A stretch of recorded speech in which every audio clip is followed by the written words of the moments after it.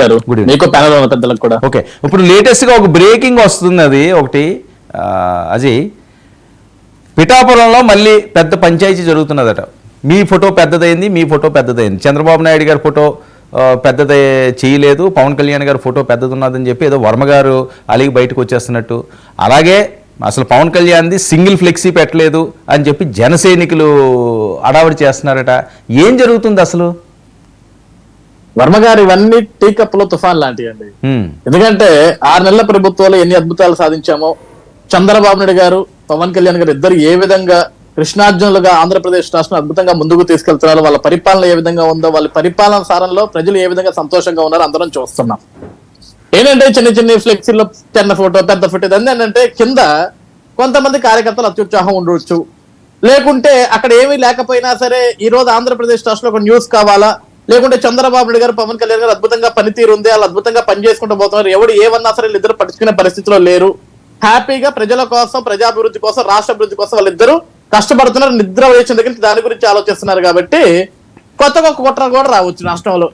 పవన్ కళ్యాణ్ గారికి చంద్రబాబు గారికి మధ్య చిచ్చు పెడితే, ఎందుకంటే చిచ్చు పెడితే ఎందుకు కూడా ఇది కోట్ చేస్తున్నట్టే వర్మ గారు మొన్న జరిగిన అసెంబ్లీ సెషన్స్ లో పవన్ కళ్యాణ్ గారు ఒక మాట అన్నారు, ఇంత క్రైసిస్ మూమెంట్ లో చంద్రబాబు నాయుడు అంటే ఒక నాయకుడు ఉన్నాడు కాబట్టి టెన్షన్గా 1వ తారీఖు జీతం ఇవ్వగలుగుతున్నాడు. నేను చంద్రబాబు నాయుడు గారిని చూసి ఆశ్చర్యపోతున్నాను, అసలు ఈ మనిషి ఏ విధంగా ఇవన్నీ కూడా మేనేజ్ చేసుకుంటూ వస్తున్నాడు. అసలు ఇలాంటి వ్యక్తితోటి రాజకీయం నేను చేస్తే, ఇలాంటి వ్యక్తితోటి నేను నడుచుకుంటూ వెళ్తే రాజకీయం నేర్చుకోవచ్చు, ప్రజలకు ఏ విధంగా సేవ చేయాలని ఒక లక్ష్యం చంద్రబాబు నాయుడు ఒక పెద్ద మనిషి దగ్గర మనం నేర్చుకోవచ్చు. 5 ఏళ్ళు కాదు, ఇంకొక 5 సంవత్సరాలు కూడా ఆ పీఠం మీద చంద్రబాబు నాయుడు గారిని కూర్చోపెడితేనే రాష్ట్రం ఇంకా ముందుకెళ్తుంది. దానికి నేను నా వెంట బాబు గారి వెంట అడుగులు వేస్తానని పవన్ కళ్యాణ్ గారు చెప్పిన దగ్గర నుంచి కూడా ఆంధ్రప్రదేశ్ రాష్ట్రంలో జగన్మోహన్ రెడ్డి గారి మనుషులకి, పులివెందుల ఎమ్మెల్యే గారి మనుషులకి కంటి మీద కొనుక్కు లేదు, నిద్ర పట్టట్లేదు.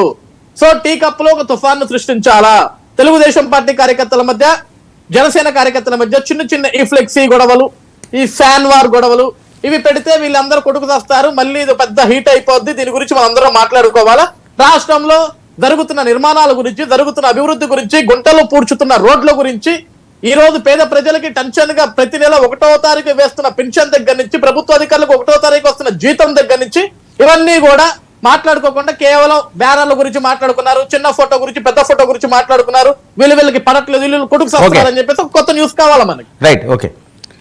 కృష్ణాంజలి గారు గుడ్ ఈవినింగ్ అండి.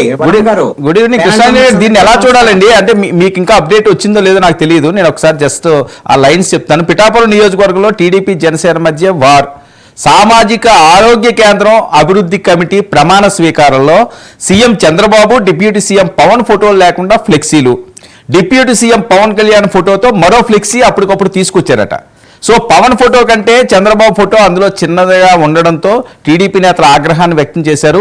కావాలనే పిఠాపురంలో టీడీపీని తగ్గించి చూపిస్తున్నారంటూ వాళ్ళు మండిపడ్డమే కాకుండా జనసేనకు అధిక ప్రాధాన్యత ఇస్తున్నారని కూడా వాళ్ళు ఆందోళన చెందుతూ వెనక్కి తిరిగి వెళ్లేందుకు మాజీ ఎమ్మెల్యే వర్మ సిద్ధమైతే ఆ తర్వాత ఏవో బొజ్జగింపులు జరిగి మళ్ళీ ఆయన కూర్చున్నట్టున్నారు.